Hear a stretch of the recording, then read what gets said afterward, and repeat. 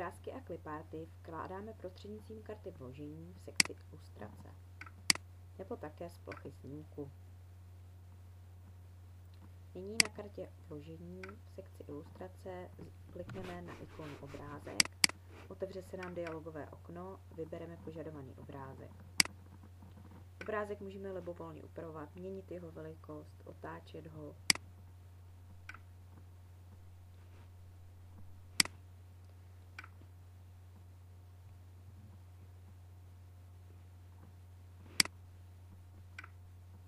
Můžeme měnit také tvar obrázku.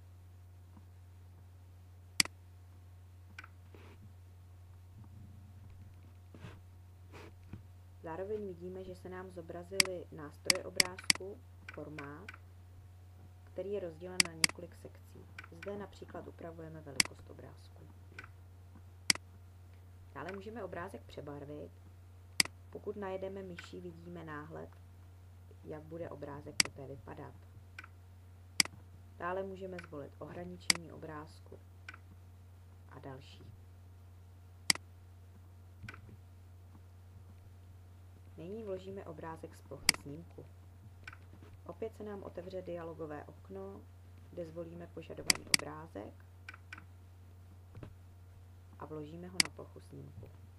Opět v nástrojích obrázku na kartě formát můžeme dělat stejné úpravy jako v předchozím případě.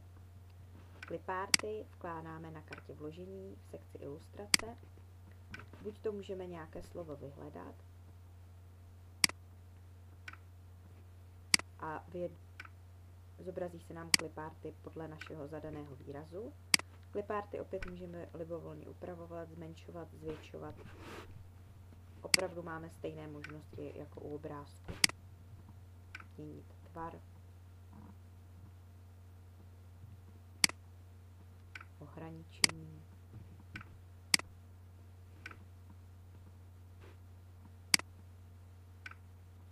Další možností je vložení clipartu z plochy snímku, stejně jako u obrázku.